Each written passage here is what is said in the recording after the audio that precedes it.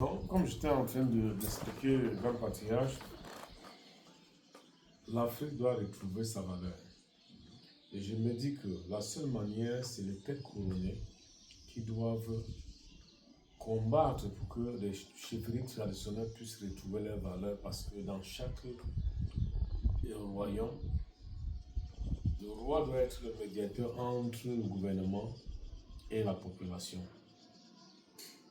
Une tête couronnée ne doit pas être un politicien, il doit être un homme neutre dans la politique, mais un conseiller de l'État, un conseiller de sa population, un serviteur de l'État, un serviteur de sa population. Parce que le métier en tant que gardien de la tradition, c'est servir son peuple, non se faire servir comme ça se passe dans certains endroits aujourd'hui. Tous les malheurs que nous avions aujourd'hui en Afrique, c'est parce que la tradition n'est plus respectée. Nous, on passe le temps à adorer les ancêtres d'ailleurs.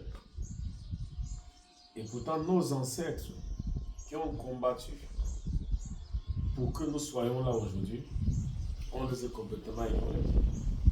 L'Asie avance nuit et jour parce qu'ils ont accepté l'islam, le christianisme, mais n'ont pas abandonné la doctrine de leurs ancêtres. Tout à fait. Mais aujourd'hui, chez nous, on préfère copier ce qui vient d'ailleurs que de respecter les valeurs que nos ancêtres nous ont laissées. Vous croyez que, excusez-moi, Majesté, vous croyez que nous avons abandonné nos us et coutumes?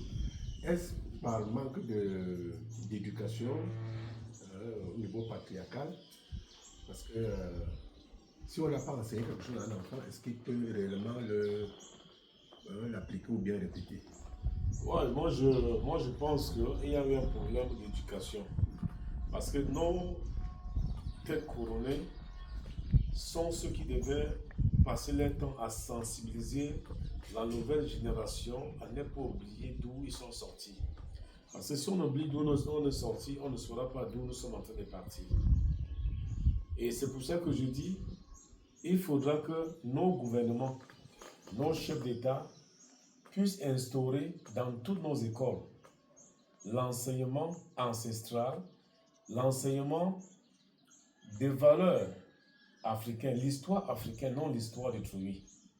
Quand on nous parle que Christophe Colomb a découvert l'Amérique, qui n'est pas vrai, qui est faux, qui est complètement faux.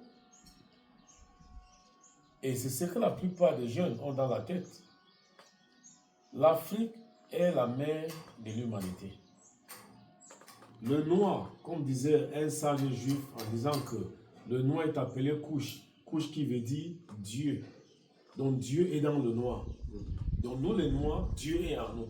Nous sommes les vrais descendants du Créateur. Pourquoi d'autres pays avancent? Pourquoi nous, l'Afrique, on n'avance pas? Parce que dans la tradition africaine, Peut-être l'Afrique noire. je parle de l'Afrique noire. Parce que nous, en Afrique noire, je prends l'exemple peut-être de quand un blanc a fait un truc, on ne va pas appeler ça sorcellerie. Quand un blanc guérit quelqu'un qui a le cancer, on ne va pas appeler ça sorcellerie. Mais si un noir trouve peut-être une écorce pour soigner quelqu'un qui est aveugle, on va dire que c'est la sorcellerie. Et pourtant, c'est la même tradition, la même médecine qu'ils utilisent d'une autre manière pour soigner, et que nous aussi on peut le faire. Et je voulais vous relancer en disant que le chef de l'État du Cameroun, le président Paul Biya, venait de signer un décret, n'est-ce pas, retraçant, comme les gens l'ont toujours voulu, peut-être que ça se faisait un tout petit peu en désordre, la médecine traditionnelle. Et dans cette médecine traditionnelle-là, on a les tradis ancestralité, c'est-à-dire que par exemple, nous les patriarches, et les guérisseurs traditionnels dignes de ce nom. Bon, voilà, je vais vous faire l'économie de ce décret-là. Okay. Voilà. Et nous savons, et comme je le dis toujours, hein, le chef de l'État a lui-même en patriarche et mérite, après Abraham le corps, ce problème de chefferie traditionnelle. Vous avez vu, nous avons des catégories de chefferie traditionnelle qui existaient avant, mais il a quand même mis l'espace de sa touche, de façon à ce que cette histoire-là soit beaucoup plus visible. Mais nous avons un problème, nous, du centre, je parle du centre, par rapport aux chefferies des chevaux. Vous allez vous présenter tout à l'heure. La chefferie chez nous n'a pas beaucoup de considération. Vous, voyant ça de loin, est-ce qu'il y a une possibilité de façon à ce que cela soit fait dans les meilleures conditions? La chefferie du sud, du centre, de l'est. Parfois, ça n'a pas d'élèves. Ouais, moi, je pense que la seule chose à faire, c'est il y a une sensibilisation qui doit être mise en place. Que chaque tête couronnée dans le centre ou dans le sud sache exactement son rôle à jouer. Comme je dis toujours, un roi est là pour servir sa population, non se fait servir. Un roi est un médiateur, un roi est un diplomate. Parce qu'à l'époque de nos aïeux, quand deux royaumes avaient certaines difficultés, ils ne portaient pas les armes. Tel royaume donnait soit sa fille en mariage dans tel royaume pour que la paix règne. Ça, c'est la diplomatie. Ça, c'est la médiation sans utiliser les armes. Et je pense que c'est la même chose qu'on doit faire actuellement dans nos royaumes, surtout les royaumes du sud et du centre, pour que ce respect soit restauré.